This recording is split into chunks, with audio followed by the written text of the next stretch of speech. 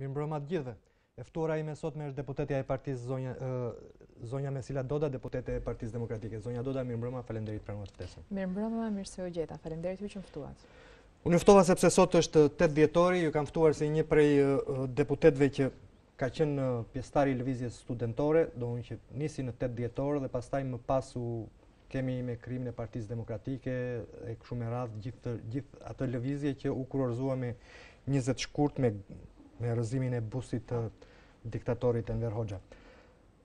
Ai që më bëri përshtypje në festimet e sotme ishin palët e ndara në këtë lëvizje. Nëse për shembull aty tek kino klubi studenti i dikushëm ishin pedagogët ku që Berisha, Imami, Selami, ndërkohë që ju studentët e dikurshëm ishit mbledhur diku gjetë. Përse kjo ndarje? Zot Babarama më bëni të kuptoj që e njihni shumë mirë psikologjinë e hershme për atë viteve 90 ku ka pasur. Kam jetuar si gazetare dhe modestisht edhe si pak pjesëmarrës. Le të themi që ka pasur gjithmonë një lloj thuajse divizioni mes pjesës së profesoratit dhe studentëve. Megjithëse të dyja palët bashkë në fakt arritën që të bënin atë ndryshim të madh. Gjithsesi, nuk ishte thjesht çështja, ndoshta ashtu ishte konceptuar si aktivitet, por ky ishte një aktivitet i cili ishte projektuar disa ditë më parë kur menduam që do duhej që të vazhdoni me aksionin për ligjin e lustracionit, ligjin e hapjes dosjeve dhe lustracionit, dhe kjo si një mënyrë shumë e mirë për të festuar 8 dhjetorin duke bërë diçka konkrete. Është bërë udhës që thuajse të trajtohen si disa lloj veteranësh dhjetorisë. Në vërtet nuk është kështu, janë 40 vjeçar, janë njerëz që janë jashtëzakonisht shumë aktiv në punët e tyre, njerëz idealistë që nuk kanë marrë thuajse asgjë nga skena politike, kanë ecur, kanë vazhduar me punët e tyre që kanë pasur. Ndaj ky është një moment shumë i veçantë, është moment i veçantë sepse jo vetëm ju pyeta domun për një lloj ndarje, sepse mbaj mend nga ndarje profesor pedagog, mbaj mend domun që nuk ka pasur gjithë një marrëdhënie mes studentëve të dhjetorit dhe pedagogëve, nuk kanë qenë gjithë një marrëdhënie të shkëlqyer. Ka qenë gjithmonë një lloj tendence për t'u mbivendosur njëra palës tjetër. Sigurisht ato kishin më shumë eksperiencë, ne e njihnin më mirë se çfarë do të thotë sistemi i ri që po projektohej, ne ishim shumë tepër idealist, dinim që nuk pranonim atë sistem, por nuk kishim mësuar se çfarë do të thotë që të lëvizjen nëpër kulisat e pushtetit, gjë të cilën ato që ishin më të rritur sigurisht e njihnin shumë më mirë, po të jetë më mirë se sa brezi i idealistëve studentëve dhjetorit. Kjo shkizëm, kjo lloj diference, shkizëm është termi i madh, po kjo lloj diference u vur edhe tek greva e uris. Kam përshtypjen që të rrallë ishin ata pedagogë që ju mbështetën, ndërkohë që pati pedagogë që ishin kundër grevës. Ka pasur edhe studentët edhe pedagogë cilët kanë qenë brenda grevë. Unë mund t'ju kujtoj këtu disa të paktën të ekonomikut që kujtojnë mirë. Që janë politik si zoti Ylli Vejsiu. Ylli Vejsiu, Ilir Kaduku, Omer Stringa, profesor Përparimi. Pra ka pasur shumë nuk kanë qenë fakt aktual, nuk kanë qenë le të themi personazhe politik, por kanë qenë personazhe që kanë qenë pranë. Nuk ka qenë as zoti Berisha, as zoti Mami, as zoti Selami në grevurie. Unë mendoj që do duhet që të shikoni proces verbalin e mbledhjes Partisë Demokratike lidhur me këtë çështje. Megjithatë unë vazhdoj të mbetem asaj që kam thënë edhe një vit më parë kur jam pyetur për këtë çështje, dhe 2 vjet më parë që është e vërtetë që ka patur një hezitim nga ana e Partisë Demokratike dhe nuk ishin ato të cilët mund të merrnin vendimin për grevën tonë turis. Tek e fundit mos mendoni që jeta e 707 studentëve mund të llogaritet nga i grush rriturish sikur duhet të jetë një faktor numerik. Pra, ishte përgjegjësi e madhe, kjo ishte një vendim i yni. Partia Demokratike nuk ishte që neve të futeshim grevurie, por tek e fundit më vonë na mbështeti sepse gjithë njerëzit që erdhën ishin mbështetjet e saj. Pra nuk ka pasur shumë shpesh dëgjoj që tentohet që të bëhet sikur jo ishin kundër, ju lanë, nuk na lanë vetëm. Tani le t'i themi gjërat me emrin që kanë. Ai ishte një vendim i joni, nuk ishte një vendim që e mori Partia Demokratike apo që e donte Partia Demokratike, por tek e fundit më pas vendimi i studentëve e respektuan dhe i erdhën brapa. Mendoni se ka një lloj përsëritje të historisë, qofse për shembull po quajmë me që jemi në 70 dhjetorin e çlirimit të Adeu, domethënë që në lufta nacionale çlirimtare dhe konferenca e Pezës si akt politik ishin gjithë përfshirëse, përfshinin jo vetëm komunistët, po edhe nacionalistët. Gjithë lufta në tërësi. A mendoni se siç veproi Partia e Punës që e përvetsoi luftën nacional shërimtare, të njëjtën gjë po bën Partia Demokratike, që lëvizjen studentore po vërson? Jo, nuk besoj. Nuk besoj sepse lëvizja studentore është shumë e madhe se sa aq. Tash ne dim që ka pasur studentë që kanë qenë dhe sot janë edhe në forca tjera politike. Sigurisht ishte ajo lëvizje e cila e polli Partinë Demokratike, e cila e solli në jetë Partinë Demokratike dhe solli mbi gjitha ndryshimin e sistemit. Pastaj studentët kanë bërë zgjedhjet e veta, disa janë një parti, disa janë parti tjetër.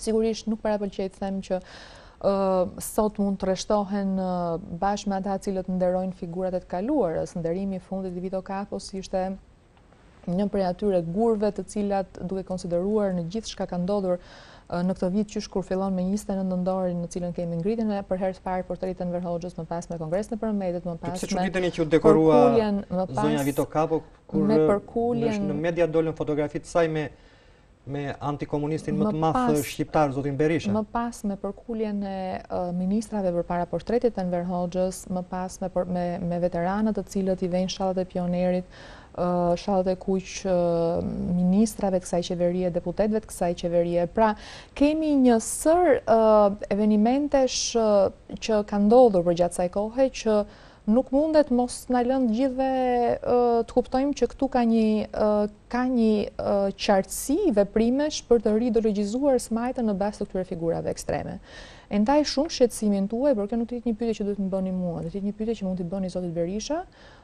Aktiviteti i tij si mjek apo si politikan nuk ka asnjë lidhje me këtë çështje për cilën po flasim, por le të mos devijojmë dhe mos diversifikojmë objektivin. Zoti Berisha përgjigjet vetë për veprimet e tij. Unë jam këtu që t'ju them që figurat të tilla të skaluarës, siç është figura e Enver Hoxhës, apo nderimi i këtyre lloj personazheve, të cilët kanë qenë në udhëheqjen më të lartë të Partisë Komuniste, nuk bëjnë asgjë tjetër përveç se i kujtojnë shqiptarëve që këtu ka nevojë për një frym tjetër dhe për një frym vërtetësie. Pra, sot unë kam ndjekur një nga kolegët e mi, për shembull Mark Markun apo zotin Oketa apo të tjerë, të cilët ndoshta nuk janë në parlament sot, por që janë mjaft aktiv në skenën politike dhe që përsëriten që nëse këto dosje do ishin hapur dhe dekomunistizimi si proces, jo vetëm si hapje dosjeve. Do flasim dhe për dosjet, si ilustracion dhe si veprimtari që do të kishte filluar dhe mbaruar. Nëse mund të shikoni domun që titulli i emisionit është dosjet që nuk hapen, sepse domun gjithnjë është luajtur politikisht me to dhe gjithnjë nuk e kemi marrë vesh se kush ka qenë çfarë. E kuptoj dhe kundërshtrimin tuaj, jo vetëm për këtë. Dhe u tha që nëse kjo do ishte një procedurë që do të ishte kryer tashmë në Shqipëri, do kishte qenë edhe e ardhmja do ishte projektuar ndryshe. Një popull që nuk reflekton mbi të kaluarën e vet, një popull që nuk e dinte ke fundit të kaluarën e vet, nuk dinte edhe të kaluarën e atyre që e drejtojnë në drejtësinë, ekonominë, politikë, në gjithë pjesën vendimarrëse në administratën shtetërore, në administratën e lartë shtetërore, nuk ka asnjë shans që të shkojë përpara. Janë persona të shantazhueshëm, janë persona të cilët mund të kenë një mentalitet i cili sjell problematik në vendimarrjen e sotme dhe skenën e sotme. Po të qëndrojmë edhe pak tek 8 dhjetori. Kryeministri Rama u shpreh don për deklaratat që bëri sot Berisha dhe Basha, i krahasoi tha në një postim në Facebook, në Twitter, mos gabohem. Tha domun që deklaratat e tyre janë si ato të Enverit me Ramizin për nacional çlirimtare. Ju si ju duken tani, për thënë drejtën, zoti Rama ka qenë gjithmonë hokatar dhe këto batutat i ka të tijat, por nuk di se kush personazh është vetë zoti Rama te kjo, sepse duhet i vetes një personazh. Si e mbani mend zoti Rama në vjetorët? Që t'ju them që më ngjan me deklaratat e zotit Pali Miska, quheshte zotin, faktikisht është shoku Pali Miska aso kohë, do ishte dhe kjo mund t'i afroheshti një çik vërtetës, sepse unë i kam thënë zotit Rama dhe ja kam përsëritur në parlament, ja kam përsëritur dhe kur e kam parë në këto lloj evenimentesh, pra në festat e dhjetorit, që edhe komunist, edhe antikomunist në të njëjtën kohë, edhe dhjetorist, edhe enverist, zoti Rama nuk bëhet dot. Nëse i kthehemi se çfarë ka bërë gjatë këtij një viti, ajo se çfarë ka bërë zoti Rama ka qenë vetëm një ushqim shumë i madh që i ka dhënë këtij ekstremi të ideologjik të forcës tij, sepse është një lloj ekstrem ideologjik ajo që ka ardhur nga ana e Partisë Komuniste. I ka bërë të vetë ndjer, i ka bërë të sigurt, i ka bërë që të ndjehen pushtet në një farë mënyre dhe jo vetëm. Ka arritur që të ringjallë një frym kaq të madhe kundërshtije tek njerëzit si pasojë një shtypje që nuk mund të vijë nga një njeri i cili është lider demokratik. Kjo vjen nga një person i cili ka një mundësi të kaluarën. Ndaj që unë mos i them atë që në këto raste në aksionet e tij më të fundit kanë qenë një veprime qoftë edhe me dhunë për të detyruar ata që vjedhin energjinë që ta paguajnë atë, dhe duke ndërtuar, duke shkatruar ndërtimet e paligjshme. Jeni kundër këtyre. Zoti Paparamo, unë jam e djathtë dhe unë mendoj që ligji është shumë i rëndësishëm në një shtet. Por ka një problem në mënyrën se si e sjellin në përgojë siç Çakis ligjin shumë herë, se edhe Enver Hoxha kur vriste në fakt, vriste në emër të ligjit. Ti nuk ke parë dot që në vitin 2014 arrestohet fëmia 17 vjeç sepse nuk ka paguar dritat për një drejtë administrative tek e fundit. Ti nuk e parë që në vitin 2014 një fëmijë 5 vjeç i smurt shkoi me nënën dhe 3 gjithë ditën i izoluar në ambientet policie, gjë e cila duhet na çojë në alertat të gjithë sistemi dhe gjithë shoqërinë tonë, mundësisht që të vinë misionet UNICEF-it, misionet Kombeve të Bashkuara për të parë gjendjen e drejtave të njerëzit. Këto janë ato për të cilat them dhe raste të tilla keni keni jashtëzakonisht keni pafund. Dhe gjithë kjo mënyrë e të abuzuarit me të drejtën që sigurisht energjia duhet paguhet. Askush nga ne nuk thotë që energjia nuk duhet paguhet. Por në këto kushte do duhet që t'japim jo vetëm një frymare, po do duhet që të ndihmojmë edhe me grafik dhe me mënyrën e shpërndarjes gjërave, sidomos për shtresa të tilla që janë shumë nevojë. Te një fëmijë 17 vjeç si do e kërkosh? Sigurisht që do të krijosh një mundësi, qoftë punësimi, qoftë ndihme të veçantë ekonomike, për tek një nënë e cila është e vetme dhe ka një fëmijë të smur dhe ti e mban gjithë ditën në rajon policisë, po këto janë raste flagrante. Pra, të gjitha ato që po them nuk janë abuzivizme me cilët unë po lëviz politikisht. Janë çështje për cilat kryeministri duhet të jetë jashtëzakonisht shumë i kujdesshëm sepse këto janë çështjet të cilat ndajnë diktaturat me demokracitë. Siç u thash, të flasësh në emër të ligjit dhe të abuzosh në emër të ligjit është një gjë shumë e thjeshtë.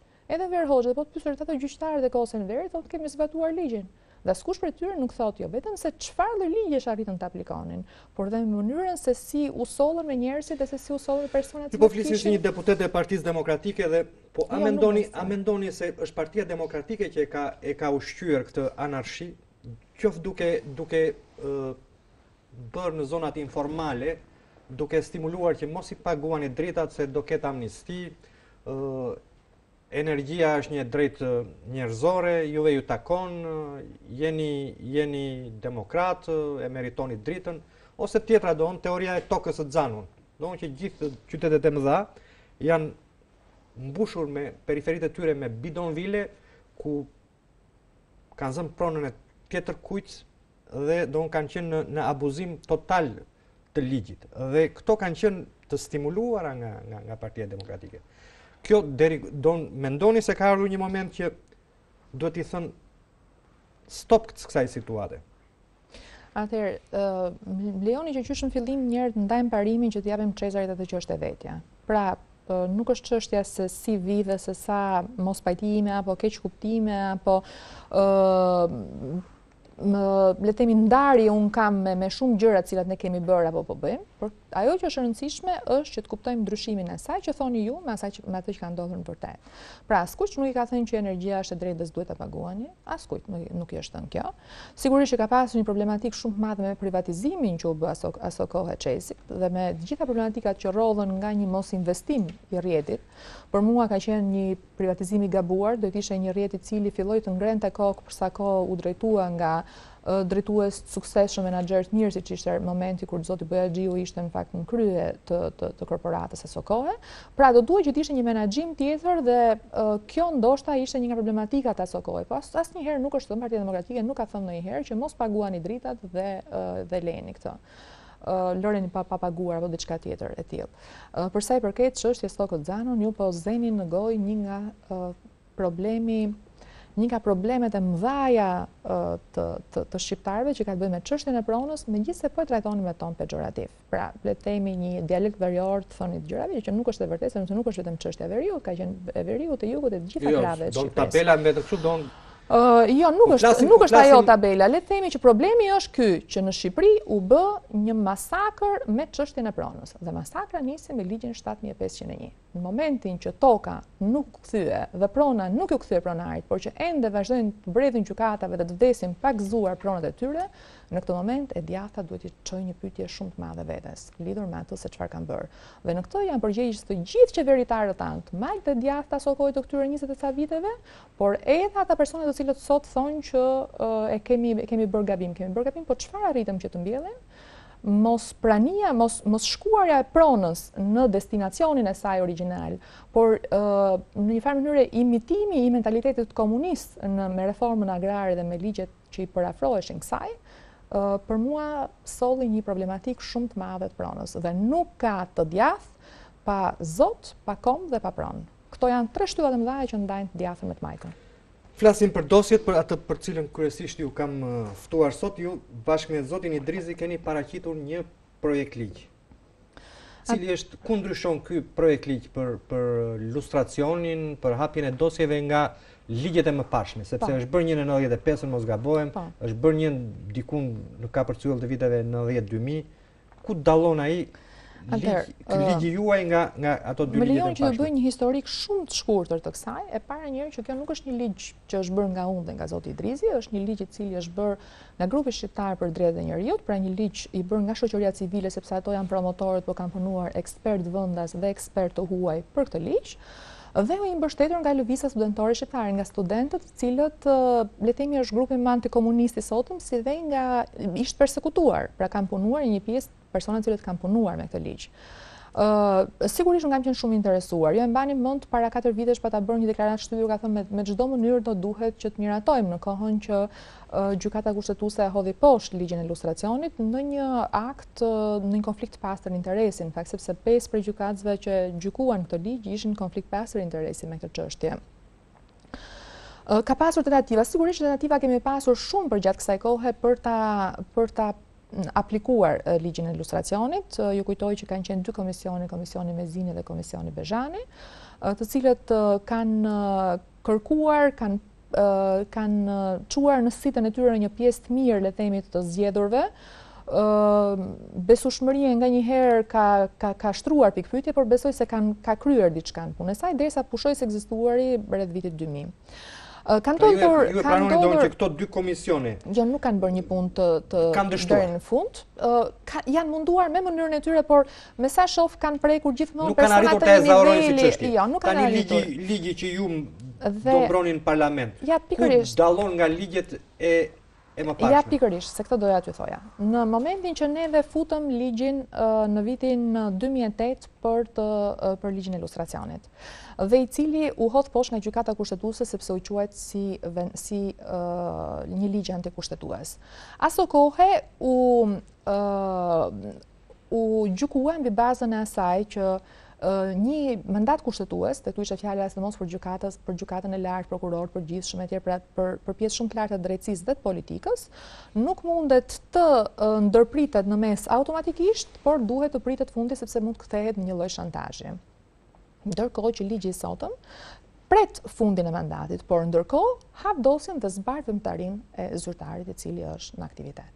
Pra, bën transparencën, por respekton vendimin e gjykatës kushtetuese për të pritur fundin e mandatit. Pastaj qëndron sigurisht edhe në moralin e personit. Një person i cili i hapet dosje dhe shikohen krimet që ka kryer, shumë e vështirë që të vazhdojë ta mbajë mandatin që mund të ketë edhe si deputet që la vjen dhe të shikohet se çfarë është bërë përgjatë gjithë kësaj kohe. Pra, transparenca dhe fuqia e saj në fundit është edhe pjesa e presionit publik që ushtrohet mbi persona të tillë. Por sigurisht që është kërkuar vendimi, respektimi i vendimit të gjykatës kushtetuese. Nga ana tjetër Komisioni i Venecias, por gjykata kushtetuese ka kërkuar që gjykimet të bëhen jo en blok, por rast pas rasti. Pse çfarë ka ndodhur? Në shumë raste ishte persekutuar, janë thirrur nga organet e rendit, është kërkuar bashkëpunimi i tyre dhe ato nuk kanë bërë asnjë denoncim. Figurojnë si emra, por figurojnë pa asnjë aktivitet.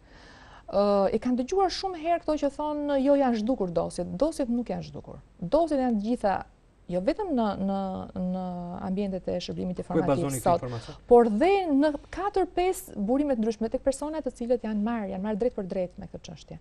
Ndodhen në 4-5 vende tjera. Këto e thon persona të cilët nuk kanë interes që të merren me çështjen e dosjeve, sepse janë ose të implikuar ose duan të mbrojnë tjerët të cilët kanë qenë të implikuar. Dhe kjo është arsyeja sepse hidhet dhe kjo lloj tymnaje shumë shpesh. Kjo është një nga gjërat që kemi kërkuar, pra jo thjesht dënimi i gjithë gjithë personat të cilët mund mos kenë asnjë lloj aktiviteti, por parja e veprimtarisë së tyre. Nga ana tjetër, brenda këtyre komisionit figurave, pjesën më të madhe, pjesën ndërmuese e kanë personat të cilët vijnë nga shtresat persekutuarve, shtresa nga shtresat e përndjekura, pra personat të cilët janë për të prekur drejt për drejt. Ndaj autoriteti i kontrollit vendoset shumë dhe nga cilësia e personave në të cilët do zgjidhet ky entitet, ky institucion. Pra dhe njëherë, ajo çfarë kemi kërkuar është jo anatemim e në blok, po parja rast pas rasti, respektimi vendimeve të gjykatës kushtetuese dhe respektimi i konventës europiane për këto raste, sepse kemi një konvent të Këshillit të Evropës që është jo vetëm për të dënuar krimet e komunizmit, po dhe mënyrën se si duhet dënohen këto krime. Në Shqipëri nuk ka ndodhur asnjëra nga këto. Ç'garanci kemi zonja Doda Don sepse ky komision nuk do të përdoret politikisht. Ju keni qenë kryetare e një enti që presupozohet ishte i pavarur. Mbaruat atë mandat dhe befas, në fakt jo befas, po dje i botërisht që ishit mbështetëse e flakt, militante e flakt e Partisë Demokratike dhe u bët deputet e Partisë Demokratike. Ajo që ju zëvendësoi në këtë institucion që presupozohet ishte arbitër i përkryer në botën e mediave, përfundoi mandatin, tani e kemi në kryesinë e Partisë Demokratike. Kush do jenë këta njerëz në këtë institucion që do japin këtë garanci kaq të madhe? Zoti Babarama, se sot kam pasur një debat të tillë edhe me kolegët e mi, zotin Dizdari, zotin Manahasa e tjerë, pra si duhet menaxhohet kjo. Sigurisht formulash e tillë që edhe personat që vijnë nga shoqëria civile, nga persekutuarit, një vjen nga maxhoranca, një vjen nga opozita që mund të jenë personat politik, tjerët janë personat cilët ruajnë ekuilibrin. Megjithatë, meqense ju e nisët nga unë, për të drejtën, kur unë kam hyrë deputet e Partisë Demokratike, nuk kisha punuar asnjë ditë në administratën e Partisë Demokratike. Kisha qenë student e dhjetorit, kisha punuar në administratën e majt, kisha punuar me administratën e majt, kisha punuar në KKRT dhe me gjithë problemet. Nëse më lejoni të ndonjë një fanatike e Partisë Demokratike, për mendimin tim, më lejoni që të jem i sinqert deri në fund. Unë e pranoj sinqeritetin tuaj dhe me thënë drejtën nuk e kam fare problem që të ndryshoj mendimet njerëzve lidhur me këtë çështje, por faktet janë pak kokfort. Fakti është që Top Channel-i u licencua si televizion kombëtar në kohën që unë isha kryetare e Këshillit Kombëtar të Televizioneve. Pra unë fanatike e PD-s, një televizion i cili ishte me shenjë qartësisht kundër maxhorancës asaj kohe, e licencova si televizion kombëtar. Nëse kjo më thoni që krijon që këtë e bën një militante e Partisë Demokratike, militante e flakë turbuar Partisë Demokratike, siç thoni ju, nuk është kështu. Janë persona të cilët në punën e tyre tregojnë që kanë një standard tjetër profesionalizmi. Por pjesën e kryetares tjetër të KKRT-s do duhet të pyesni zonjën vet, sepse unë nuk më përgjigjem dot për dikë tjetër. Di ju them që në punën time kam bërë këtë akt, të cilin nuk e kishin bërë ata që ishin. Garanci kemi domun që mos ndodhi siç ndodhi në 96-ën që në mënyrë selektive u hoqën ata kandidatë të Partisë Socialiste që prekte ligji, ndërkohë që në 96-ën dim domun shumë pseudonime që arritën të merrin edhe një mandat tjetër, po dhe një mandat tjetër. Unë ndaj këtë shqetësim tuajin. Ç'ka garanci ka që kjo nuk do ndodhë sërish? E ndaj këtë shqetësim tuajin dhe kjo është arsye sepse të paktën personat cilët kanë bërë draft ligjin kanë menduar që futja e personave sa më shumë nga ana e përsekutuarve apo të shoqërisë civile do arrinte të ekuilibronte. Megjithatë, unë nuk di në një vend tjetër që mund të zgjidhen përveç se nga parlamenti këta. Nëse ju keni një formulë tjetër për zgjedhjen e këtij lloji autoriteti, juftoj që ta paraqisni sepse shumë amendamente janë paraqitur dhe sot në fakt. Gjatë kësaj mbledhje që kemi zhvilluar sot, një nga gjërat për shembull që e sollën si shqetësim kolegët e mi, ishte futja brenda këtij ligji e bosëve të medias dhe personave të shoqërisë civile. Pra do flasim pas një hapësire të shkurtë publicitare. Sërish në studio me deputeten e Partisë Demokratike, zonjën Mesila Doda. Në fund të pjesës parë bisedës ta domun që do hapen dhe dosjet në këtë projekt ligj parashikohet të hapen dhe dosjet e bosëve të medias. Ja shumë i kuriozuar domun.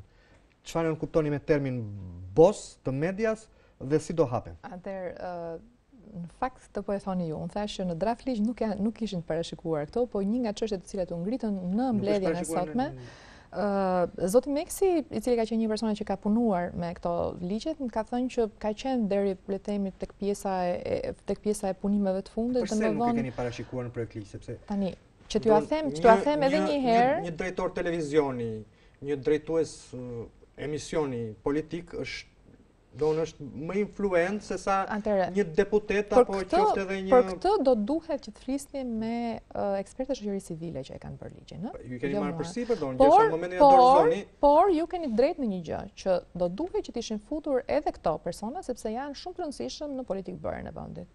Absolutisht do jetë diçka e cila do trajtohet në Komisionin e Ligjeve kur të shtrohet kjo çështje. Nuk kam gabuar me sa shoh me titullin e emisionit Dosjet që nuk hapen. Nuk besoj, keni abuzuar me titullin, sepse keni tentuar që të tërhiqni vëmendjen e publikut për këtë çështje, por nuk janë dosjet që nuk hapen, janë dosjet që hapen dhe mëkatarët që ikin. Sepse kështu do duhet të kishim parasysh. Nëse do nuk hapen të drejtuesve të medias. Atëherë është diçka shumë interesante kjo që ndodh median shqiptare, sepse unë vetë po ju them që sot një nga gjërat, një nga problemet që u evidentuan ishte pikërisht shtimi i objektit edhe me këto lloj kategorish. Dhe po ju them që unë do la garant që do e kërkojmë shtimin e objektit edhe me këto kategori. Pra nuk është absolutisht dhe ju thash që bëhem mbështetëse e shtimit. A mendoni se zgjidhja më e mirë për të shmangur çdo le të themi parti pri nga antarët e këtij komisioni, këtij enti, kësaj agjencie që do merret me dosjen? Autoriteti. Le ta quajmë autoritet, kështu quhet në projekt, Autoriteti i kontrollit të figurave, po. A mund të ishte që të hapen gjithë dosjet? Mund të marrë fundon që ky të merr pafund? Ju mendoni, ju keni fjalën që dhe të ketë një shoqëria një lloj katarsisi, ta ju keni fjalën që unë shkoj të shikoj se çfarë keni në dosjen tuaj dhe ju të shikoni në dosjen time. Për këtë keni fjalën? Shiko, ka disa modele që ndiqen sot në botë. Në vendet ish komuniste ka disa modele që ndiqen. Dhe sigurisht më e rëndësishme ka qenë modeli gjerman, i cili ka bërë një lustrim shoqërisë deri në nivelin e arsimtarëve, deri në nivelin e nivele shumë të ulta të administratës, dhe në fakt në këtë ligj kemi parashikuar deri tek drejtorët e shkollave, personat të cilët futen brenda objektit këtij ligji.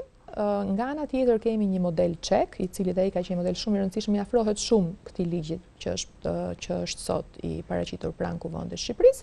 Kemi pasur gjithashtu dhe rastet se vendeve fqinj që janë Malizi, Maqedonia, të cilën vjetër në fakt i hapën, ato i hapën deri edhe për gazetarët, pra shkoi edhe ato patën një proces të pastër të hapjes dosjeve të ilustracionit. Në të gjitha këto raste që flasim, sigurisht që kërkohet rregull. Nuk mundet që po themi sot po shkojmë dhe unë po shikoj se çka ka bërë Baba Rama para viteve 90 dhe ju të vini dhe të shikoni. Por një autoritet është një autoritet i cili zgjidhet në këtë rast ka parlamenti, është i autorizuar që të shikojë integritetin e personave të cilët kanë një vend të rëndësishëm në vendimarrje, qofshin këto në parlament, qofshin këto në legjislativ, pra në drejtësi, në ekzekutiv, apo në raste të tilla siç e tham në media apo në shoqëri civile, persona të cilët flasim që kanë një lloj pozicioni të veçantë, një pozicion shumë të rëndësishëm. Gjatë gjithë kohës këtë e kanë bërë autoritetet. Autoritetet cilët janë të përgatitur në bazë të një ligji se si hapin. Janë të përgatitur në bazë të një ligji për të parë edhe se si ballafaqohen me faktet që gjejnë. Jo vetëm për faktin që shumë prej tyre mund të kenë tragjedi njerëzore të futura brenda, mund të kenë edhe poshtërsi njerëzore të futura aty tek e fundit. Por problemi më i rëndësishëm është që njeriu ballafaqohet kur e shikon që e kaluara kthehet në shantazh. Një person i cili ka vrarë dhe i ka dhënë plumbin e fundit një të dënuarin, nuk më thashë do të jetë deputet. Dhe kemi raste të tilla. Një person i cili ka qenë prokuror i cili jo vetëm ka tejkaluar, por ka krime në karrierën e tij profesionale. Nuk më thashë do bëj dot edhe prokurorin sot. Është e pamundur që shoqëria mos të çlirohet nga kjo lloj, por sigurisht të duhet që trajtohet në bazë të disa rregullave. Ky është modeli që kemi zgjedhur, është një model i përsëritur, siç e thash, në Gjermani sepse është bërë me ekspert gjerman, por është aplikuar edhe në Çeki, por në të gjitha gjërat të cilat do shikojmë se mund të ketë mos përputhje me mënyrën se si është konceptuar, këto do trajtohen nga Komisioni i Ligjit, do trajtohen nga deputetët e Parlamentit të Shqipërisë. Do presim amendamente nga shoqëria civile dhe nga ju jeni të mirëpritur kur diskutohet dhe kur debatohet për ligjin, dhe do mund të arrijmë në një produkt i cili dhe produkti më i mirë për Shqipërinë dhe për shqiptarët. Gjithë do thotë çlirim i të gjithë çlirim nga e kaluara, çlirim i vendimarrjes nga e kaluara, që është absolutisht gjëja më e rëndësishme, por mbi të gjitha jo shantazhim i tjetrit. Ka një tendencë për ta trajtuar të fshehura, ekziston mundësia e shantazhit. Askush për nesh nuk po tenton që t'i mbajë fshehura. Ky ligj nuk lejon që dosja të mbetet e fshehur. Ky ligj thotë që dosja e çdo zyrtari kalon tek kontrolli i autoritetit figurave dhe duhet marrë deklaratën që ai t'ia çojë personit i cili është titullar i institucionit. Deklaratë pa cilën nuk mund të vazhdojë të mbajë të njëjtën detyrë. Është e thjeshtë. Nuk ka mundësi që një autoritet i cili ka 5 persona cilët vinë nga fushat ndryshme të shoqërisë, do korruptojë të gjithë për të mbrojtur një drejtor shkolle apo një ministër apo një deputet. Këto janë duke e ditur që do shpeshkelin ligjin në fundit, sepse kjo është një çështje ligji të fundit dhe tek e fundit nuk mund të dyshojmë kaq shumë për integritetin e personave që vinë nga të përsekutuarit politik, nga shoqatat e drejtave të njerëzit, nga studentët e jetorit, nga maxhoranca, nga opozita, nga presidenti, pra gjithë personat të cilët kategori që më the jam në një moshë që nuk më sugjestionojnë domun. Shumë mirë bëni që nuk sugjestionojnë, por shpresoj që zgjidhja më e mirë do ishte domun që opinioni publik të gjykojë vetë në bazë të transparencës. Ky ligj ka mbështypjen se nuk e realizon. Kam parë edhe tjerë që e kanë këtë gjë. Dhe kam përshtypjen se gjëja e parë sepse thuhet është edhe për ta dëmtuar këtë lloj kauze.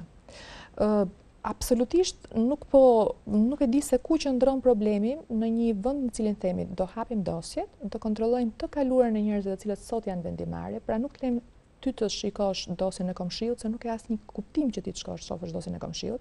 Ka një ligj për të drejtën e privatësisë. Po, ti shkon dhe shikon dosjen tënde. Ti të shkosh të shikosh dosjen tënde dhe ti të shikosh se çfarë ka ndodhur nga sikurimi i shtetit për ty. Pra ti dosjen tënde do shikosh. Do shikosh edhe se çfarë ka ndodhur me ty në të kaluarën tënde. A ke pasur episode nga të tjerë të cilët kanë ardhur dhe kanë kryer veprimtari të llojit të denoncimeve etj, pra ti shikon dosjen tënde, por nuk mund të shikosh dot se çfarë ka ndodhur tek dosja ime. Unë do shkoj të shikoj dosjen time për veten time. Pra kjo është ndryshimi i asaj që po flasim. Hapje totale e dosjeve quhet kjo. Quhet lustrimi plot i shoqërisë, por quhet edhe gjithashtu respekt i të drejtave të njerëzit. Mos gabojmë që ligji i klasifikimit të informacionit e kështu me radhë. Dosjet deklasifikohen, po. Sidomos mbas kaq kohë është deklasifikohen. Pas 25 vjetëve do po shkojmë 25 vjet. Pse mos deklasifikohen gjithë? Janë të deklasifikuar. Të vjen në arkiv shtetit, aty janë në një arkiv që krijohet posaçërisht për të punë, edhe gjithë i shikojnë. Tani që t'ju them, ka raste që deklasifikohen për 25, ka raste që deklasifikohen mbas 5 vjet, ka raste që deklasifikohen edhe mbas 500 vjetësh, siç e dini që ka disa dosje të Vatikanit që nuk deklasifikohen edhe mbas shumë kohësh. Pra le të themi që kjo pjesë e arkivave le ta hanë shumë për diskutuar, diskutime janë shumë pikpyetje, po kjo nuk ka asnjë rëndësi. Sigurisht që ka qasje tjetër, pa cënuar të drejtën e privatësisë dhe drejtat e njerëzit e kjo. Por di që personat që janë në krye të institucioneve shtetërore do përballen me të kaluarën e tyre, gjithë që secili qytetar i Republikës së Shqipërisë që don të shikojë se çfarë ka ndodhur në dosjen e vet, do e ketë të aksesueshme dosjen e tij, edhe në rastet kur është për prindrit apo për persona të brezit parë të afërt, mund të shkojë të shikojë nëse është cënuar dinjiteti i tyre, se për shembull mund të kenë thënë shumë herë që i kanë vënë epitet se një prindit dikujt dhe edhe kur ai nuk rron për shembull, mund ta kërkojë fëmia që të shkojë të shikojë. Në këto raste është aksesueshme dhe ajo e prindit pra e personave të rrethit parë. Ligji në analizë fundit, projekti në analizë fundit do shqyrtohet në parlament. Po bën rreth një javë domun që e keni depozituar, çfarë reagimi ka pasur? Ka deputet që e kanë mbështetur apo që e kanë kundërshtuar, se kanë përshtypjen sikur po kalon e heshti? Ka persona të cilët e kanë mbështetur, siç e thash edhe në takimin e sotëm, Dashamir Shehi ka firmosur, shumë deputet tjerë të djathës janë shfaqur mbështetës. Një pjesë e deputetëve të majt kanë qenë shumë refraktarë lidhur me këtë çështje, kanë thënë që nuk na takon. Një pjesë tjetër kanë thënë që do sillim një ligj tjetër që nuk do ketë lidhje me ilustracionin, por do hapim vetëm dosjet, një ligj paralel që mendohet që kryeministri do të sjellë. gjë që e cila do të dëmtonte përfundimisht të proces, sepse do kërkonte që të bllokonte në fakt këtë projekt i cili është i nisur dhe është i përfunduar tashmë, një draft me cilin mund të bashkëpunohet dhe mund të shikohet se kush të jenë pikat që të implementojmë, por ka dhe një element tjetër. Elementi i cili është jo vetëm Parlamenti i Shqipërisë, por është edhe opinioni publik. Ne do të nisim në javët e ardhshme, do shikoni që do kemi një fushat të madhe në mbështetje të ligjit, dhe fushata do të drejtohet nëpër universitete, nga persona të zgjathës, nga pedagog, nga politikan të zgjathës, nga personat që merren me drejtë e njerëzit, nga ish student lëvizjes vjetorit, që do kemi një mundësi të shikojmë një fushat në të gjithë Shqipërinë dhe një peticion që do jetë në mbështetje të lustracionit. Pra, një lëvizje e madhe shoqërore, jo vetëm për dekomunistizimin e shoqërisë shqiptare, e cila ka disa hallka përveç këtij ligjit. Ky është një pjesë, ky është një hap i parë, por që mund do ketë edhe të tjera. Unë ju kam thënë dhe kam ripërsëritur nevojën për ndalimin e simboleve dhe të partive të cilat inspirojnë ekstremizme, të cilët inspirojnë idetë fashiste apo komuniste. Është gjithashtu e nevojshme që të kryejmë një radiografi të sistemit të kaluar, radiografi që Parlamenti i Shqipërisë do duhet të flasë me një zë lidhur me këtë çështje. Dhe ka shumë kohë që unë vazhdoj të flas për krijimin e një komisioni hetimor për vdarrinë kriminale të Enver Hoxhës para dhe pas luftës, duke përfshirë edhe ngjarjet e rënda të shkruara në historinë e Shqipërisë, ku kemi ende të vrarë cilëve nuk i dihet se ku janë vendodhjet e tyre, vendodhjet e eshtrave të tyre. Një komision i tillë do duhej që të krijojë në Parlamentin e Shqipërisë me të gjitha forcat politike dhe të gjithë bashkë kemi mundësi të bëjmë një zbardhje të zbërtetave së kaluarës. Kto janë disa hapa që janë të nevojshme, është fillimi, por jo fundi i një procesi. Dhe një gjë tjetër, ju thash për këtë proces që do shtrihet në gjithë Shqipërinë. Nuk është një lëvizje e cila ka dekomunistizimin e shoqërisë shqiptare, por nuk ndalet vetëm këtu. Është një shoqëri e cila sot vuan nga ky mentalitet komunist, vuan nga një e trashëguar nga ky mentalitet komunist, vuan nga një sistem politik i cili po shkon drejt degradimit, drejt arrogancës, drejt një alogjikshmërie tashmë në sistemin elektoral që është krijuar, dhe sigurisht një sistem i cili përmban brenda vetes dy elemente të frikshëm: kriminalitetin dhe korrupsionin. Të gjitha këto vijnë si pasojë mosbulimit të vërtetës dhe mosbulimit asaj që quhet respektimi i ligjshmërisë, derisa disa persona që nuk lanë krim pa bërë e kaluan, sot është jashtëzakonisht e moralshme që edhe persona të tjerë mund të futen në parlament dhe mund të kenë bërë ca krime të tjera ordinere dhe jo politike. Mund të jetë shumë e logjikshme që disa të tjerë vazhdojnë vjedhin apo vazhdojnë kryejnë dille në të gjitha nivelet, marrëveshje të llojit ekonomik dhe atyre nuk i hyn gjë në këmbë. Në Shqipëri do të duhet nisi një mentalitet i ri politik. Dhe mentaliteti është persona që duan të bëjnë biznes, persona që duhet bëjnë krime, duhet jenë jashtë politikës. Persona të cilët nuk janë të vërtetë në këtë zanat, do duhet që të dalin jashtë. Kjo është zanat për politikanë. Kemi dy deklarata nga dy drejtuesit de jure të Partisë Demokratike, fillimisht kryetari i grupit dhe nën kryetari, zoti Paloka, ju quajti marionet të Ramës kur paraqitet këtë projekt ligj, ndërkohë që zoti Basha paralajmëroi se nëse shkonin në parlament për këtë ligj do përjashtoheni. Ju do shkonin në parlament?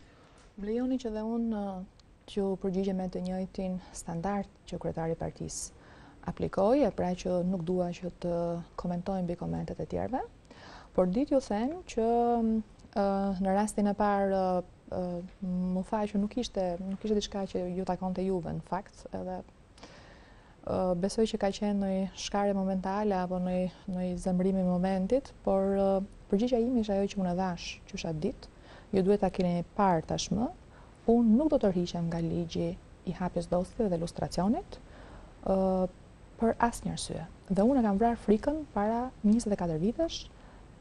Sot është e tepër që të flasim për persona të cilët mund të flasin në një gjuhë arrogance dikujt tjetër, për më tepër një deputeti.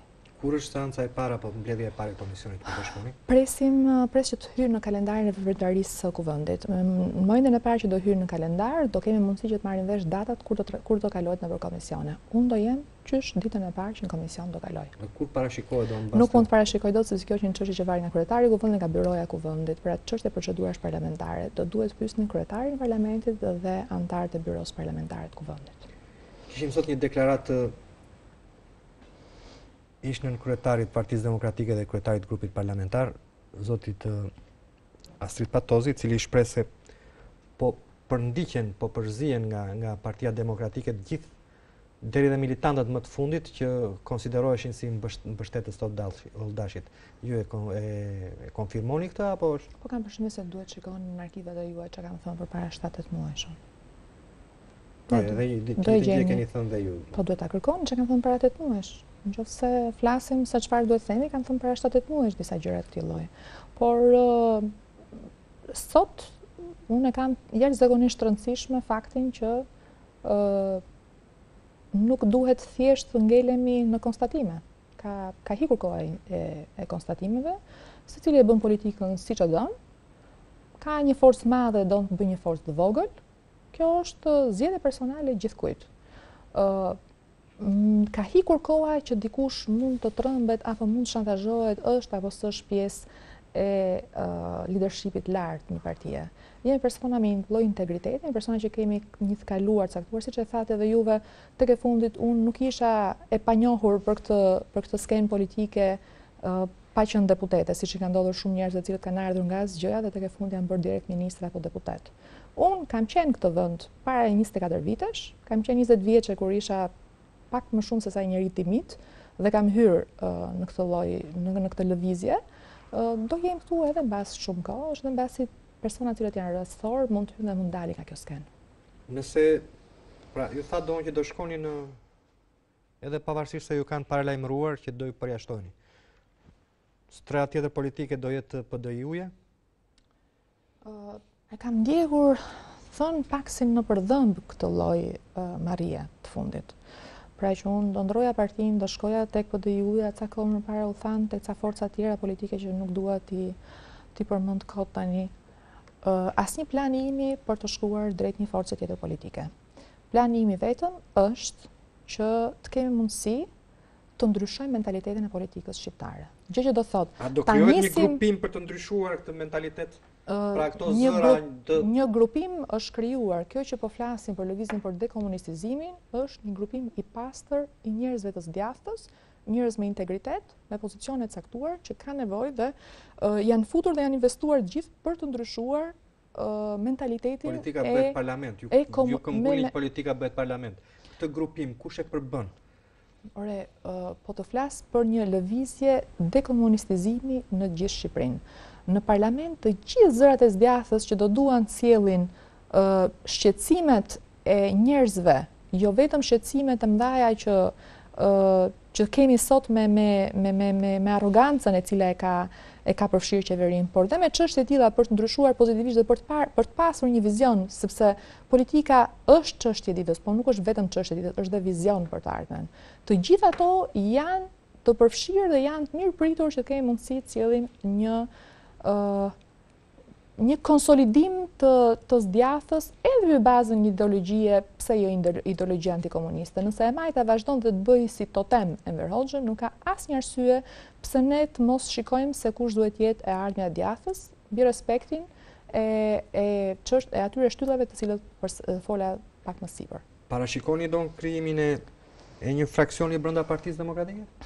Nuk kam menduar ndonjëherë që duhet. Një rrymë, një ka gjithmonë rrymë të cilët nuk kanë qenë dakord me mendimin zyrtar të Partisë Demokratike, dhe jo vetëm rrymë, por besoj se mund të ketë qenë një pjesë shumë e madhe, ndoshta pjesa më e madhe e demokratëve. Po kjo nuk ka asnjë rëndësi. Në momentin që dikush merr përsipër që të vazhdojë me drejtimin e një force, merr dhe përgjegjësinë për të mbajtur të bashkuar Partinë Demokratike. Sekretarët e rinj të Partisë Demokratike, kryesia e saj, çfarë përshtypje ju kanë krijuar kryesia e re e saj? Kam tentuar të mos prononcohem lidhur me këtë çështje. Dhe kam tentuar prononcohem për një arsye shumë thjeshtë. Derisa u trondit zgjedhja e kryetarit, pra erdhi një kriter tjetër që është një antar një vot. Tek e fundit u torturuan kaq shumë, një vit e gjysmë për me kriju 13 lloje mundësish për të futur ca në kryesi, ca për mos të futur, ca po s'kishte një rëndësi, derisa u bën një antar një vot, mund të kishte emëruar të gjithë kryetarit dhe ishte po njësoj. Derisa mori përgjegjësinë në standardin e zgjedhjes një antar një vot, mund të kishte emëruar të gjithë personat që i mbetën te stafi i tij. Por do duhet që ishin bërë disa ndryshime të lloj tjetër. Pra, që zgjedhja e kryetarit të Partisë Demokratike një antar një vot do duhet ishte sankcionuar në statut, që humbja e zgjedhjeve duhet ishte do thoshte që kryetari duhet hikte patjetër me humbjen e zgjedhjeve dhe kjo duhet ishte futur në statut. Pra nuk e keni statut nëse kryetari humbet zgjedhjet? Le të themi që ka një praktik të ndjekur, që është ajo e zot Berisha, i cili hiku, besoj është kur ikën zot Berisha që ka qenë lider historik i Partisë Demokratike, të gjithë tjerët janë të relativizuar, por mbi të gjitha janë disa rregulla loje të cilat do duhet ishin sankcionuar në statut, gjë e cila me sa duket nuk ka ndodhur.